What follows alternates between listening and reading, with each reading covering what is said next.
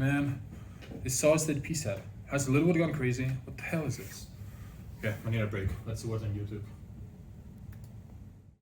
What's up, everyone? String Theorist here, your source for the truth about the physics community. Today I'm coming to you with another theory video. If you enjoy this content, make sure to like and subscribe. Today, we'll be talking about Juan Cuellar. I'm sure a lot of you are wondering who this guy is. What if I were to tell you that this seemingly innocent physics professor at the University of Chicago is behind one of the most elaborate schemes to bring back the UChicago physics tradition of manufacturing weapons of mass destruction? Before we get into that, let's go back to where it all started. I got the idea for this theory at last year's Forget the Year. So, what was happening in the 40s? So, these people were working on this, the first self-sustaining nuclear chain reaction. The Manhattan Project, as it was known, rocketed UChicago physics to prominence. While most people in the audience took this as a joke, I saw this as an obvious cry for help from the writers of the skit. Today, I'll present clear evidence showing that the University of Chicago has started Manhattan Project 2 to help UChicago rise in the rankings. Students who are involved obviously can't disclose top secret information like that directly, so they're telling us in skit form. Kind of like how Stanley Kubrick made The Shining to give us hints that he helped direct and film the moon landing. As a first piece of evidence, I was able to get an exclusive interview with one of the students working on the Manhattan Project 2. The student has requested to remain anonymous for their own safety, so I've disguised their voice and obscured their face. Hi, thank you for being brave today and taking a risk to finally expose the truth. Could you please tell us about what that infamous skit from last year's Forget the Year was about and the meaning behind it? Yeah, so the University of Chicago is trying to get back its former glory by going back to its legacy of making weapons of mass destruction. That was the skit we decided to go with. Yeah, but why'd you go with that skit idea? It's because it's actually true, right? No, we just thought it would be funny.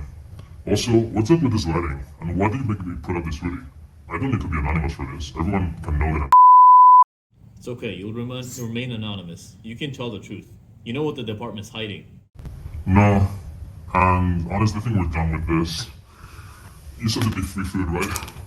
Absolutely heartbreaking to see how the university has intimidated the students to not disclose any information. I bet that they believe they're living in a skit 24/7 like the Truman Show. But let's get back to Professor Cuellar, as he is the mastermind behind all this. First, his involvement in the project becomes evident after noticing that he drastically changes his appearance every year. You just don't do that unless you're hiding something. Now you may wonder, what might Cuellar be hiding?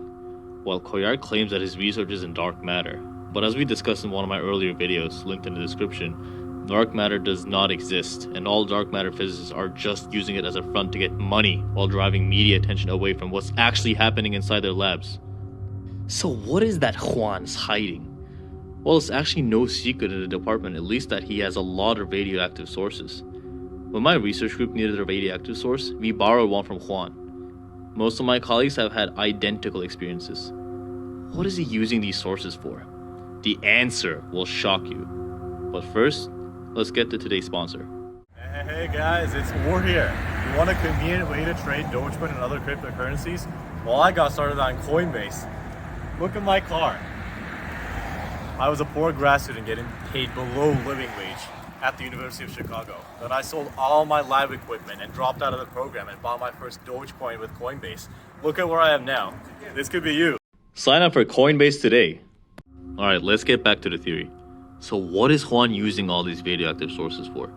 Well, given what I've told you before, the answer should be obvious. Juan is using them in an R&D project to refine enough radioactive material from common scientific radioactive sources to provide weapons of mass destruction. Given that the global community looks down upon nuclear proliferation, nations which wish to arm themselves in the future will need to do so in secret. Juan Cuellar's program will allow nations to pretend that they're buying innocent nuclear sources for physics research and dark matter direct detection when they're really building weapons in secret.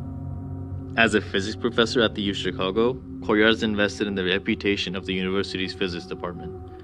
By a look into the 40s when UChicago had the best reputation, Cuellar hopes to improve the university's reputation today.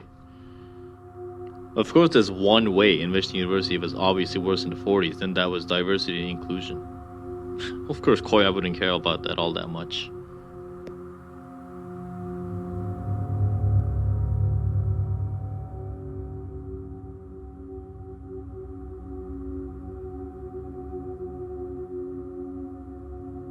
And that's the end of the theory. Again, make sure to like this video if you enjoyed it. Also, make sure to tune in next week when we discuss the satanic cult run by the chair of the department, Peter Littlewood.